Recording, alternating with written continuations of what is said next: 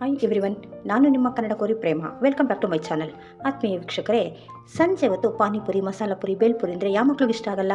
ಹಾಗಾಗಿ ಹೊರಗಡೆ ಕರ್ಕೊಂಡೋಗಿ ಮಕ್ಳಿಗೆ ಕೊಡಿಸೋದಕ್ಕಿಂತ ಮನೆಯಲ್ಲೇ ಮಾಡಿದ್ರೆ ಹೆಲ್ದಿಯಾಗೂ ಇರುತ್ತೆ, ಟೇಸ್ಟಾಗೂ ಇರುತ್ತೆ, ಹೈಜೀನ್ ಆಗೂ ಇರುತ್ತೆ. ಹಾಗಾಗಿ ಬನ್ನಿ, ಆ ರೀತಿ ಮಸಾಲ ಪುರಿಯನ್ನು ಮನೆಯಲ್ಲೇ ಈಸಿಯಾಗಿ ಯಾಕೆ ಮಾಡೋದು ಅಂತ ತೋರಿಸ್ತಾ ಹೋಗ್ತೀನಿ. ಅದಕ್ಕೆ ಯಾವ ಇಂಗ್ರೀಡಿಯೆಂಟ್ಸ್ ಉಪಯೋಗಿಸಿದ್ದೀನಿ, ಯಾವ ರೀತಿ ಮಾಡ್ತಾ ಹೋಗಿದ್ದೀನಿ ಅಂತ ನೋಡೋಣ. ಹಾಗಾಗಿ ನೀವಿನ್ನೂ ನನ್ನ ಚಾನಲ್ನ ಸಬ್ಸ್ಕ್ರೈಬ್ ಮಾಡಿಲ್ಲ ಅಂದರೆ ಕೂಡಲೇ ಮಾಡಿ. ನೋಡಿ, ಈ ಮಸಾಲ ಪುರಿ ಆಗಿರ್ಬೋದು, ಗೋಲ್ಗಪ್ಪ ಆಗಿರ್ಬೋದು, ಯಾವುದೇ ಒಂದು ಪಾನಿಪುರಿ ಮಾಡೋದಕ್ಕೆ ನಮಗೆ ಮುಖ್ಯವಾಗಿ ಪೂರಿ ಬೇಕಾಗುತ್ತೆ. ಆ ಪೂರಿಯನ್ನು ನಾವು ಮನೆಯಲ್ಲೇ ಯಾವ ರೀತಿ ಮಾಡ್ಕೊಳ್ಳೋದು ಅಂತ ನೋಡ್ತಾ ಹೋಗೋಣ ಬನ್ನಿ. ಮೊದಲಿಗೆ ಪೂರಿ ಮಾಡೋದಕ್ಕೆ ನೋಡಿ, ಚಿರೋಟಿ ರವೆ ಒಂದು ಬೌಲ್ನಷ್ಟು ನಾನು ಚಿರೋಟಿ ರವೆ ಅಂತ ತೊಗೊಂಡಿದ್ದೀನಿ. ಆ ಒಂದು ಬೌಲ್ ಚಿರೋಟಿ ರವೆಗೆ ಒಂದು 2 ಸ್ಪೂನಷ್ಟು ಮೈದಾ ಹಿಟ್ಟು ಬೇಕಾಗುತ್ತೆ. 2 ಸ್ಪೂನ್ ಮೈದಾ ಹಿಟ್ಟು, 1 ಬೌಲ್ನಷ್ಟು ಚಿರೋಟಿ ರವೆ, ಒಂದು ಪಿಂಚ್ ಸೋಡಾ, ಅಡುಗೆ ಸೋಡಾವನ್ನು ಹಾಕ್ಕೊಳ್ಳೋಣ, ಏಕೆಂದರೆ ಕ್ರಿಸ್ಪಿಯಾಗಿ ಬರುತ್ತೆ. ಜೊತೆಗೆ ಸ್ವಲ್ಪ ಉಪ್ಪನ್ನು ಹಾಕ್ಕೊಳ್ಬೇಕಾಗುತ್ತೆ, ಒಂದು ಪಿಂಚಷ್ಟೇ ಉಪ್ಪನ್ನು ಸೇರಿಸ್ಕೊಳ್ಳೋಣ. ಜೊತೆಗೆ 1 ಸ್ಪೂನಷ್ಟು ಎಣ್ಣೆಯನ್ನು ಹಾಕ್ಕೊಂಡು ಇದನ್ನು ಮೊದಲಿಗೆ ಸ್ವಲ್ಪ ನೀರನ್ನು ಹಾಕ್ಕೊಳ್ತಾ ನೀಟಾಗಿ ಕಲಿಸ್ಕೊಂಡು ಬರಬೇಕಾಗುತ್ತೆ. ನೋಡಿ, 1 ಸ್ಪೂನಷ್ಟು ಎಣ್ಣೆ ಹಾಕಿದ್ದೀನಿ. ಈಗ ಇದನ್ನು ಫಸ್ಟ್ ಎಲ್ಲವನ್ನು ಡ್ರೈ ಮಿಕ್ಸ್ ಮಾಡ್ಕೊಂಡು ಬಿಡೋಣ. ಡ್ರೈ ಮಿಕ್ಸ್ ಮಾಡಿಕೊಂಡು ಆಮೇಲೆ ಸ್ವಲ್ಪ ನೀರು ಹಾಕ್ತಾ ಕಲಿಸ್ಕೊಳ್ಳೋಣ.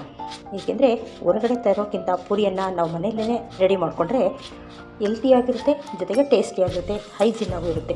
ಹಾಗಾಗಿ ಬನ್ನಿ, ಈಗ ಇದಕ್ಕೆ ಸ್ವಲ್ಪ ನೀರನ್ನು ಸೇರಿಸ್ತಾ ಕಲಿಸ್ಕೊಳ್ಳೋಣ. ನೋಡಿ, ಎಲ್ಲವನ್ನೂ ಒಮ್ಮೆ ಡ್ರೈ ಮಿಕ್ಸ್ ಮಾಡಿದ್ದೀನಿ. ಇದಕ್ಕೆ ನೋಡ್ಕೊಂಡು ನೀರನ್ನು ಸೇರಿಸ್ಕೊಳ್ತಾ ಪೂರಿ ಹಿಟ್ಟಿನ ಥರ ಅಷ್ಟು ಹದದಲ್ಲಿ ನಾವು ಕಲಿಸ್ಕೊಳ್ಬೇಕಾಗುತ್ತೆ. ನೋಡಿ, ಈ ಹದದಲ್ಲಿದೆ. ಇದಕ್ಕೆ ಇನ್ನು 1 ಸ್ಪೂನಷ್ಟು ಮಾತ್ರ ನೀರು ಸೇರಿಸ್ಕೊಂಡು ಇದನ್ನು ನಾವು ಎಷ್ಟು ಸಾಫ್ಟಾಗಿ ಇದನ್ನು ಚೆನ್ನಾಗಿ ಕಲಿಸ್ತೀವೋ ಅಷ್ಟೇ ಪೂರಿಗಳು ಉಬ್ಕೊಂಡು ಬರುತ್ತೆ.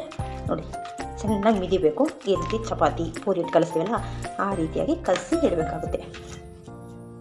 ನೋಡಿ, ಈ ರೀತಿ ಕಲಿಸಿದ ಮೇಲೆ ಮತ್ತೆ ಮೇಲೆ ಒಂದು ಅರ್ಧ ಸ್ಪೂನ್ ಎಣ್ಣೆಯನ್ನು ಹಾಕಿ ಮತ್ತೊಮ್ಮೆ ಮಿಕ್ಸ್ ಮಾಡಿ ಒಂದು 10ರಿಂದ 15 ನಿಮಿಷ ಇದನ್ನು ರೆಸ್ಟ್ ಮಾಡೋದಕ್ಕೆ ಬಿಡೋಣ. ಆಮೇಲೆ ನಾವು ಪೂರಿಗಳನ್ನ ಲಟ್ಟಿಸ್ಕೊಳ್ಳೋಣ. ಈ ರೀತಿ ಚೆನ್ನಾಗಿ ಕೈಯಿಂದ ಮಿದ್ಬಿಟ್ಟು ಒಂದು 1/4 ಗಂಟೆ ಬಿಡೋಣ.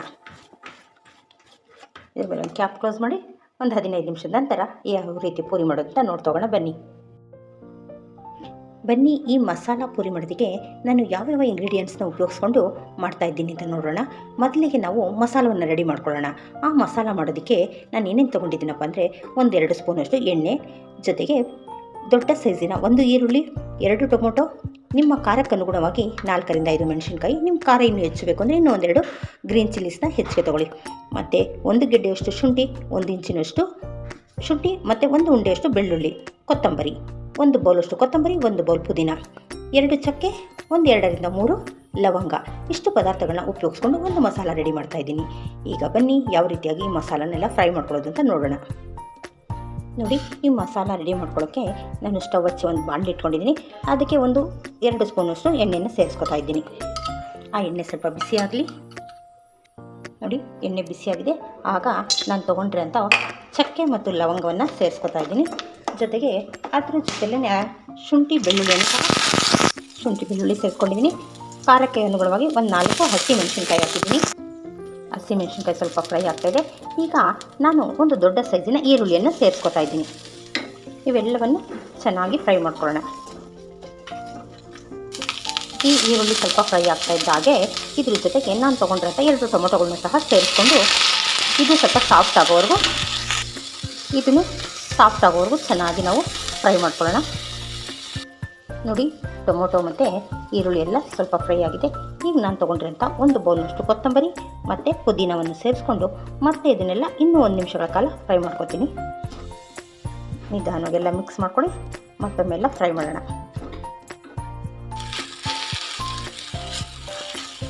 ನೋಡಿ, ಪುದೀನ ಕೊತ್ತಂಬರಿ ಎಲ್ಲವೂ ಚೆನ್ನಾಗಿ ಫ್ರೈ ಆಗಿದೆ. ಈಗ ನಾನು ಫ್ಲೇಮ್ನ ಆಫ್ ಮಾಡ್ಕೊಳ್ತಾ ಇದ್ದೀನಿ. ಇದು ತುಂಬ ತಣ್ಣಗಾದ್ಮೇಲೆ ಇದನ್ನು ನಾವು ರುಬ್ಕೊಂಡು ಮಸಾಲವನ್ನು ರೆಡಿ ಮಾಡ್ಕೊಳ್ಳೋಣ. ನೋಡಿ, ಈ ಮಸಾಲ ಎಲ್ಲ ತಣ್ಣಗಾಗಿದೆ. ಈಗ ಇದನ್ನು ಗ್ರೈಂಡ್ ಮಾಡ್ಕೊಂಡು ಬರ್ತಾಯಿದ್ದೀನಿ. ನೋಡಿ, ಈ ಮಸಾಲ ಜೊತೆಗೆ ನಾನು ಬೇಯಿಸಿಟ್ಕೊಂಡ್ರಂಥ 2 ಸ್ಪೂನಷ್ಟು ಬಟಾಣಿಯನ್ನು ಸಹ ಇದಕ್ಕೆ ಸೇರಿಸ್ತಾ ಇದ್ದೀನಿ. ಆಲ್ರೆಡಿ ಈ ಮಸಾಲ ಪೂರಿ ಮಾಡೋದಕ್ಕೆ ನಾನು ಆಲೂಗೆಡ್ಡೆ ಮತ್ತು ಬಟಾಣಿಯನ್ನು ಸಪ್ರೇಟ್ ಬೇಯಿಸಿಟ್ಕೊಂಡಿದ್ದೀನಿ. ಇದರಿಂದನೇ 2 ಸ್ಪೂನು ಬಟಾಣಿ ಎತ್ತಿ ನಾನು ಮಸಾಲ ರುಬ್ಬೋದಕ್ಕೆ ಹಾಕೊಂಡಿದ್ದೀನಿ. ಈಗ ಇಷ್ಟು ಪದಾರ್ಥಗಳನ್ನ ಸೇರಿಸ್ಕೊಂಡು ಇದನ್ನು ನುಣ್ಣದಾಗಿ ರುಬ್ಕೊಂಡು ಬರೋಣ. ನೋಡಿ, ಮಸಾಲವನ್ನೆಲ್ಲ ನೀಟಾಗಿ ರುಬ್ಬಿ ರೆಡಿ ಮಾಡಿಟ್ಕೊಂಡಿದ್ದೀನಿ. ಈಗ ನಾನು ಈ ಬೇಯಿಸಿರೋಂಥ ಆಲೂಗೆಡ್ಡೆ ಬಟಾಣಿಯನ್ನು ಸ್ವಲ್ಪ ಇದರಲ್ಲಿ ಆಲೂಗೆಡ್ಡೆನ ಸ್ಮ್ಯಾಶ್ ಮಾಡ್ಕೊಳ್ತಾ ಇದ್ದೀನಿ. ಇದು ಬೇಯುವಾಗಲೇ ಸ್ವಲ್ಪ ನಾನು ಉಪ್ಪೆಲ್ಲ ಸೇರಿಸಿದ್ದೀನಿ. ಜೊತೆಗೆ ಒಣಗಿರೋ ಬಟಾಣಿನೇ ನಾನು ನೆನೆಸಿಟ್ಟು ಒಂದು 5ರಿಂದ 6 ಅವರ್ ನೆನೆಸ್ಬೇಕಾಗುತ್ತೆ. ನೆನೆಸಿಟ್ಟು ಒಂದು 3 ವಿಸಿಲ್ ತೊಗೊಂಡ್ರೆ ಚೆನ್ನಾಗಿ ಬೆಂದಿರುತ್ತೆ. ಈಗ ಒಮ್ಮೆ ಈ ರೀತಿ ಸ್ಮ್ಯಾಶ್ ಮಾಡ್ಕೊಳ್ಳಿ. ನೋಡಿ ಎಲ್ಲ ಚೆನ್ನಾಗಿ ಮಿಕ್ಸ್ ಆಗಿದೆ. ಈಗ ನಾವು ಯಾವ ರೀತಿ ಇದನ್ನು ಮಸಾಲವನ್ನು ರೆಡಿ ಮಾಡೋದು ಅಂತ ನೋಡೋಣ ಬನ್ನಿ. ಈಗ ಮಸಾಲ ರೆಡಿ ಮಾಡ್ಕೊಳ್ಳೋದಕ್ಕೆ ನಾನೊಂದು ಬಾಣಲಿ ಇಟ್ಟಿದ್ದೀನಿ. ಅದಕ್ಕೊಂದು 2ರಿಂದ 3 ಸ್ಪೂನ್ ಎಣ್ಣೆ ಸೇರಿಸ್ತಾ ಇದ್ದೀನಿ. ಎಣ್ಣೆ ಚೆನ್ನಾಗಿ ಬಿಸಿ ಆಗಲಿ. ನೋಡಿ ಎಣ್ಣೆ ಬಿಸಿ ಆದಮೇಲೆ ಇದಕ್ಕೆ ಸ್ವಲ್ಪ ಮಸಾಲ ಆ್ಯಡ್ ಮಾಡ್ತಾಯಿದ್ದೀನಿ. ಇದಕ್ಕೆ 1 ಸ್ಪೂನಷ್ಟು ಧನಿಯಾ ಪುಡಿ, ಅರ್ಧ ಸ್ಪೂನಷ್ಟು ಗರಂ ಮಸಾಲ, 1/4 ಸ್ಪೂನಷ್ಟು ಅರಿಶಿನ ಪೌಡರು ಇಷ್ಟನ್ನು ಈ ಎಣ್ಣೆ ಒಳಗಡೆ, ಕಾಯ್ದಿರೋ ಎಣ್ಣೆ ಒಳಗಡೆ ಸೇರಿಸ್ಕೊತಾ ಇದ್ದೀನಿ. 1 ಸೆಕೆಂಡ್ ಇದಕ್ಕೊಂದು ಮಿಕ್ಸ್ ಕೊಡೋಣ ಎಣ್ಣೆ ಜೊತೆ. ಆ ನಂತರ ನಾವು ಆಲ್ರೆಡಿ ಬೇಯಿಸಿಟ್ಕೊಂಡಿರ್ತೀವಲ್ವ ಈ ಆಲೂಗೆಡ್ಡೆ ಮತ್ತು ಬಟಾಣಿಯನ್ನು ಇದರಲ್ಲಿ ಸೇರಿಸ್ಕೊಳ್ಳೋಣ. ನೋಡಿ ಬೆಂದಿರೋ ಅಂಥ ಆಲೂಗೆಡ್ಡೆನ ಇದಕ್ಕೆ ಸೇರಿಸ್ತಾ ಇದ್ದೀನಿ.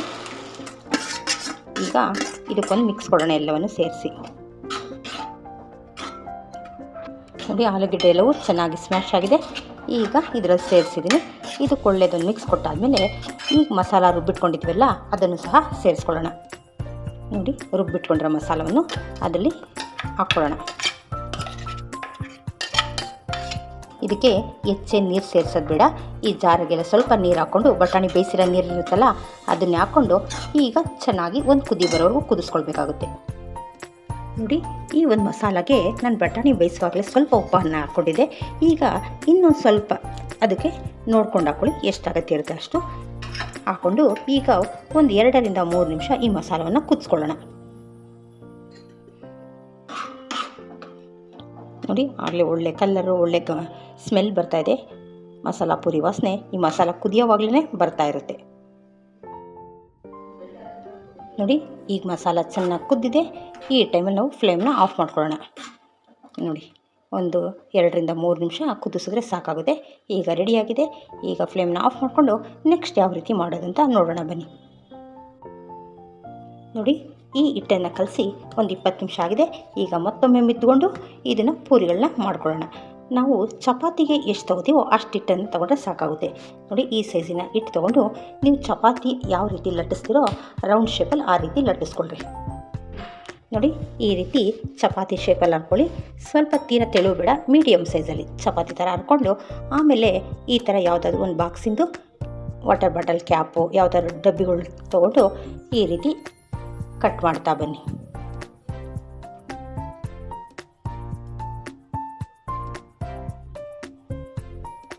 ನೋಡಿ ಕರೆಕ್ಟಾಗಿ ಸೇಮ್ ಪೂರಿ ಸೈಜೇ ಬರುತ್ತೆ.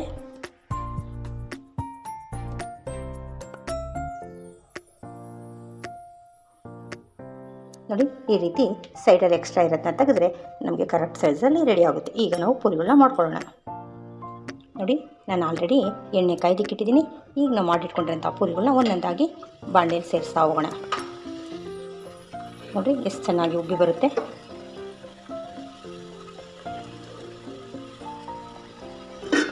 ಈ ರೀತಿಯಾಗಿ ಸ್ವಲ್ಪ ಮೀಡಿಯಮ್ ಫ್ಲೇಮಲ್ಲಿ ಇಟ್ಕೊಳ್ತಾ ಅದನ್ನು ಕರಿತಾ ಬರೋಣ.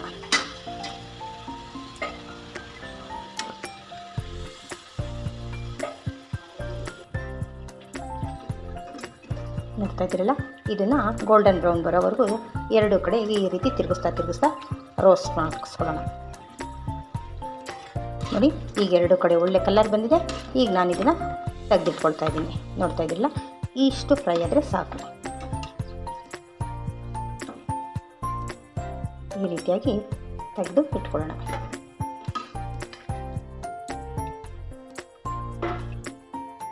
ನೋಡಿ ಈಗ ಮತ್ತೊಮ್ಮೆ ರೆಡಿ ಮಾಡಿಟ್ಕೊಂಡು ಹಾಕ್ತಾ ಬರೋಣ. ಎಣ್ಣೆ ಬಿಸಿ ಇರೋದ್ರಿಂದ ಬೇಗ ರೆಡಿ ಆಗುತ್ತೆ. 2 ಸೈಡು ತಿರುಗಿಸ್ತಾ ಫ್ರೈ ಮಾಡ್ಕೊಳ್ಳೋಣ. ನೋಡಿ ಈ ರೀತಿಯಾಗಿ ಮಾಡ್ತಾ ಬನ್ನಿ. ಈಗ ನಿಧಾನವಾಗಿ ತೆಗೆದ್ರೆ ನೋಡಿ ಎಲ್ಲವೂ ರೆಡಿಯಾಗಿರುತ್ತೆ. ನೋಡ್ತಾ ಇದ್ದೀರಲ್ಲ, ಈಗ ಬನ್ನಿ ಒಂದೊಂದನ್ನೇ ಕರ್ಕೊಳ್ಳೋಣ. ನೋಡಿ ಹೀಗೆ 2 ಕಡೆ ತಿರುಗಿಸ್ತಾ ನೀಟಾಗಿ 2 ಕಡೆ ಸೇಮ್ ಗೋಲ್ಡನ್ ಬ್ರೌನಲ್ಲೇ ಫ್ರೈ ಆಗಬೇಕು. ನೋಡ್ತಾ ಇದ್ದೀರಲ್ಲ, ಈಗ 2 ಕಡೆ ಚೆನ್ನಾಗಾಗಿದೆ. ಈಗ ಇದನ್ನು ತೆಗೆದಿಟ್ಕೊಳ್ಬೋದು. ನೋಡಿ, ಈಗ ಈ ರೀತಿಯಾಗಿ ಎಲ್ಲ ಪೂರಿಗಳನ್ನು ಇದೇ ರೀತಿಯಾಗಿ ಒತ್ಕೊಳ್ತಾ ಫ್ರೈ ಮಾಡ್ತಾ ಬರೋಣ. ನೋಡ್ತಾ ಇದ್ದೀರಲ್ಲ, ಒಮ್ಮೆ ಎಣ್ಣೆ ಕಾಯ್ದರೆ ಬೇಗ ಬೇಗ ರೆಡಿ ಆಗುತ್ತೆ. ಈಗ ನೆಕ್ಸ್ಟು ಒಂದು ಸಾರಿ ಫ್ರೈ ಆಗೋಷ್ಟರಲ್ಲಿ ಇನ್ನೊಂದು ಸಾರಿ ರೆಡಿ ಮಾಡಿಟ್ಕೊಂಡು ಹಾಕ್ತಾ ಹೋದರೆ ಬೇಗ ಬೇಗ ಮುಗಿಯುತ್ತೆ. ನೋಡಿ, 10 ನಿಮಿಷದಲ್ಲಿ ಇಷ್ಟು ಪೂರಿಗಳನ್ನ ರೆಡಿ ಮಾಡಿಟ್ಕೊಳ್ಬೋದು. ಬನ್ನಿ, ಈಗ ಇದನ್ನು ಮಿಕ್ಸ್ ಮಾಡೋದಕ್ಕೆ ನಾನು ಯಾವ್ಯಾವ ಇಂಗ್ರೀಡಿಯೆಂಟ್ಸ್ನ ಉಪಯೋಗಿಸ್ತಾ ಇದ್ದೀನಿ, ಯಾವ ರೀತಿ ಮಿಕ್ಸ್ ಮಾಡ್ತೀನಿ ಅಂತ ನೋಡೋಣ. ನೋಡಿ, ಆಲ್ರೆಡಿ ನಾನು ಬೌಲ್ ತೊಗೊಂಡಿದ್ದೀನಿ. ಆ ಬೌಲಲ್ಲಿ ಪೂರಿಗಳನ್ನ ಹಾಕಿಟ್ಕೊಂಡಿದ್ದೀನಿ. ಈಗ ನಾವು ಮಾಡಿಟ್ಕೊಂಡಿರೋಂಥ ಮಸಾಲವನ್ನು ಅದ್ರ ಮೇಲೆ ಸೇರಿಸೋಣ. ನೋಡ್ತಾ ಇದ್ದೀರಲ್ಲ, ಮೊದಲಿಗೆ ಮಸಾಲವನ್ನು ಸೇರಿಸಿ ಆ ನಂತರ ಉಳಿದಿರೋಂಥ ಇಂಗ್ರೀಡಿಯೆಂಟ್ಸ್ನ ಹಾಕ್ಕೊಳ್ಳೋಣ. ಬನ್ನಿ, ಮಸಾಲ ಸೇರಿಸಿದಾದ್ಮೇಲೆ ಉಳಿದಿರೋ ಪದಾರ್ಥಗಳನ್ನ ಹಾಕ್ತಾ ಹೋಗೋಣ. ಮೇಲೆ ಸಣ್ಣದಾಗಿ ಕಟ್ ಮಾಡಿರೋಂಥ ಈರುಳ್ಳಿಯನ್ನು ಹಾಕ್ಕೊಳ್ಳಿ. ಆ ನಂತರ ಅದೇ ರೀತಿಯಾಗಿ ಟೊಮೊಟೊವನ್ನು ಸಹ ಸಣ್ಣದಾಗಿ ಕಟ್ ಮಾಡಿಟ್ಕೊಂಡು ಟೊಮೊಟೊವನ್ನು ಸೇರಿಸ್ಕೊಳ್ಳಿ. ಸ್ವಲ್ಪ ಕ್ಯಾರೆಟು, ಸ್ವಲ್ಪ ಕೊತ್ತಂಬರಿ ಎಲ್ಲವನ್ನು ಸಣ್ಣ ಸಣ್ಣದಾಗಿ ಕಟ್ ಮಾಡಿಟ್ಕೊಂಡು ಹಾಕೋತಾ ಬನ್ನಿ. ಜೊತೆಗೆ ಮೇಲೆ ಸೇವನ್ನು ಸಹ ಸೇರಿಸ್ಕೊಳ್ಳಿ. ಮೇಲೆ ಸೇವ್ ಹಾಕೋದ್ರಿಂದ ಈ ಮಸಾಲ ಪೂರಿಗೆ ಒಳ್ಳೆ ಟೇಸ್ಟ್ ಕೊಡುತ್ತೆ. ಆ ನಂತರ ಎಲ್ಲವನ್ನು ಹಾಕಿದ ಮೇಲೆ ಫೈನಲಿ ಅದಕ್ಕೆ 1-2 ಡ್ರಾಪಷ್ಟು ಲೆಮನನ್ನು ಇಂಟ್ಕೊಳ್ಳಿ. ನೋಡ್ತಾ ಇದ್ದೀರಲ್ಲ, ಈ ರೀತಿ ಮನೆಯಲ್ಲೇ ಮಾಡಿದ್ರೆ ಇದು ತುಂಬ ಹೈಜಿನ್ ಆಗಿರುತ್ತೆ ಮತ್ತು ಹೆಚ್ಚು ಹೆಲ್ತಿಯಾಗೂ ಇರುತ್ತೆ. ಹಾಗಾಗಿ ನಿಮ್ಮೆಲ್ಲರಿಗೂ ಈ ಒಂದು ಮಸಾಲ ಪೂರಿ ಇಷ್ಟ ಆಗಿದೆ ಅಂತ ಭಾವಿಸಿದ್ದೀನಿ. ಒಮ್ಮೆ ನೀವು ಮನೆಯಲ್ಲೇ ಮಾಡಿ, ಮಕ್ಕಳು ಸ್ಯಾಟಿಸ್ಫ್ಯಾಕ್ಷನ್ ಆಗೋವರೆಗೂ ತಿಂತಾರೆ. ಹಾಗಾಗಿ ನಿಮ್ಮೆಲ್ಲರಿಗೂ ಈ ರೆಸಿಪಿ ಇಷ್ಟ ಆಗಿದೆ ಲೈಕ್, ಶೇರ್, ಸಬ್ಸ್ಕ್ರೈಬ್ ಮಾಡೋದನ್ನ ಮರಿಬೇಡಿ. Thank you.